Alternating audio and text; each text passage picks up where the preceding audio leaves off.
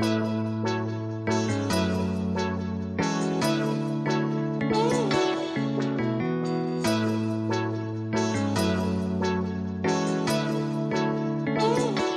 guys, welcome back to the channel. As you guys can see, we are in the shop today. We are going to be bringing the Silverado here in a minute. And what we're using today is a set of wheel stud installer spacers, whatever you want to call it. Basically what these are a stud that screws onto the end of the wheel stud, and then you take the rest of the remaining lug nuts off, and this basically acts as a guide for the wheel. Now, I actually have a set of these for the Corvette, and we have a set of those because of the carbon ceramic brakes. You basically don't want to bust up a $1,300 rotor on your Corvette because the wheel swings back and forth. And the front of the truck kind of has the same situation. We do have steel rotors, but we do have those 6-piston Brembos from Chevrolet Performance, and those 20-inch GMCs. They're actually really tight against the caliper, and I don't want to screw that caliper up. So I bought a set of these guides. I think the set of 3 of these was like 60 bucks. And that's roughly the same price that we paid for the kit for the Corvette. I think it was like basically $20 per rod, and I had bought 3 of them. And as you guys can see, these were from Steelman. It's M14 by 1.5 by 200. 200 is the length, and so these should thread right onto our wheel studs. Now, the one concern I do have is weight, so I don't know if we'll be setting the entire weight of the wheel on these things. We're just gonna have to see how these thread on and see how strong they are. And basically what I'm concerned about with these is weight. If you guys look at the Corvette, it's just got a 19-inch wheel with a really light aluminum wheel with a small sidewall tire on it.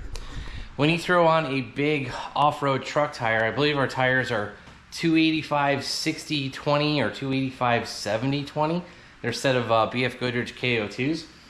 I'm afraid that those are going to be maybe just a little bit too heavy for these, and that's why I want to use these carefully and be cautious, because I don't want to just slide the wheel on these things and they just break. That's totally possible. Even though these are machined steel, those wheels probably weigh between 100 and 125 pounds. I know they're not light. So 2 things we're going to do today: test out these wheel stud extensions, and also we need to rotate the tires, because I think we're right at 13 or 14,000 miles. I think we've had those wheels on the car for roughly 10,000 miles. And I think the tires, we replaced them about a year ago. So it's time for us to rotate these. And also, we just did an oil change not that long ago. So just, you know, kind of fitting in with that routine maintenance. We can test these out. We can rotate the wheels. And then the other thing is, I'm going to reprogram the tire pressure sensors, the TPMS. This works on the Corvette, my Chevy SS, as well as the truck. So we will reuse this today so that when we do rotate the tires around, the display on the driver's information center matches what's actually on the truck. So, all right guys, I have all the lug nuts off the front, and it's holding the wheel on now, but kind of like I said, I wanted to try to keep the caliper away from the wheel. So yeah, so far it looks like it's working. You know, I am just pulling it off slowly. It's not hitting the caliper any, and yeah, so let's just go ahead, slide this wheel off. All right, we were able to slide the wheel off with no major gouges, gashes, or anything like that. And like I said in previous videos, we only have like a 1/4 inch maybe between the top of the caliper and the wheels. So glad I bought these. These actually did help. All right guys, with these front spokes, they did help with the install a bit. I just had to get the truck just the right height to where I basically just could slide the bottom of the tire onto these spokes and you know, slide it all the way in. So you do have to get the truck kind of high in the air. And I'll be first to admit, I need a new set of rear jack stands because these are simply not tall enough. All right guys, we just finished up the tire rotation, and what we did was the back wheels to the front, and then I crossed the front wheels to the back. So driver's front is now the passenger rear, passenger front is now the driver's rear, and we just put those rear tires on the front. So we do want to keep these tires rotated. I kind of didn't do this on my Duramax, and yeah, I definitely had some bolder rear tires than I did the fronts, because obviously the back of the truck does a lot more throttle and whatnot. And with this thing, the rear end is so light, I can light them off now with really no big issues. So yeah, so we've just finished doing that. I do need to torque the lug nuts.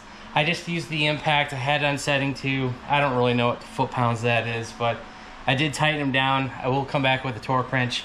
I'll provide you the torque setting down below. I don't know what it is offhand.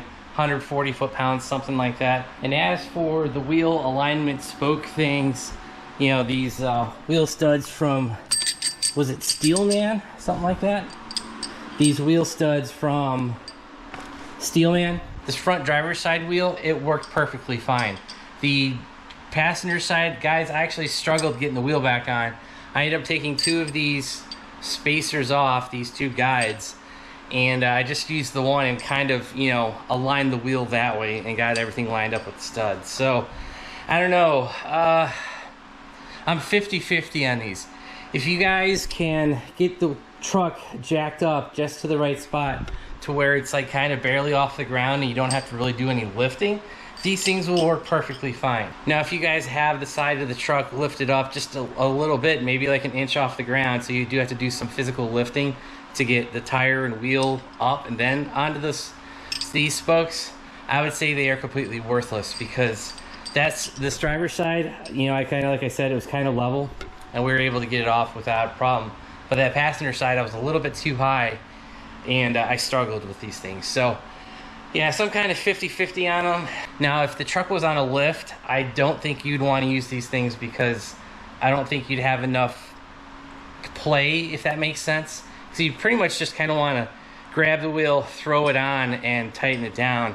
If this was on a lift and you're trying to get around 3 spokes, I'd really just buy one of these.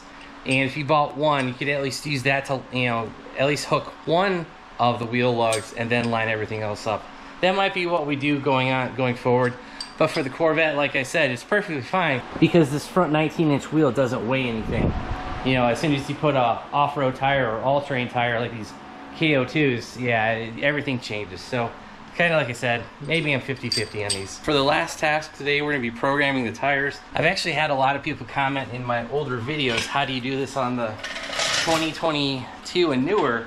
And it's pretty simple. So you want to turn the truck on. You want to go to information, and if you click the center button, if we hold that down, I think that'll reset it. So the center button here with my thumb. All right, so you guys just heard it ping, and it is going to glow on each corner that we're going to have to program. So it's going to be driver front,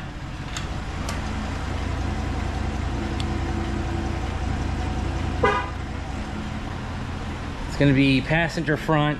You guys can see the turn signals glowing. Passenger rear, which is going to be here. Then the driver rear.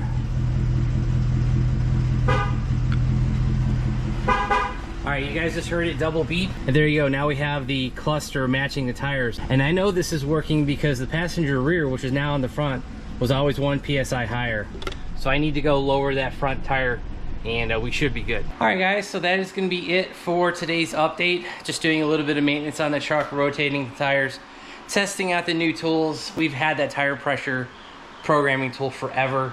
I want to say it was like $8, maybe $9 on Amazon, and I've used that on all of my cars actually. So that has worked really well. And then the little tire spike alignment tool, whatever the heck we want to call those. Like I said, I'm kind of 50-50 if they're worthwhile. If the truck is barely off the ground and you can barely spin the tire, it works perfect.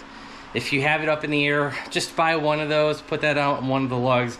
That'll just help you get, you know, the wheel aligned, and then you can spin it to whatever, you know, lug we need to match it up to. I apologize for being all hot and gross. Well, it is in the middle of October. I'm sure you'll see this video in a few weeks. And yeah, it's supposed to be 90 today. I'm like, it's October. This is like August weather, July weather in October. This shouldn't be happening, but it is what it is. So yeah, if you guys like this video, hit that like button. If you want to see more truck content, hit that subscribe button, turn on your bell notifications. If you guys want to help support the channel, check out all the links down below. I will include links to the tire pressure programmer, as well as the Steelman wheel alignment tools. We'll have all those links down below. And also make sure you check out our website, BonecrrusherSS.com. Any support you can give there goes right back into the channel, the shop, the garage, the truck. And also, we should have some new ZR2 merch on there. We've been working with a guy. That should be up by now. So check out all those links down below, and that's to be it. Thanks, guys. Have a great one.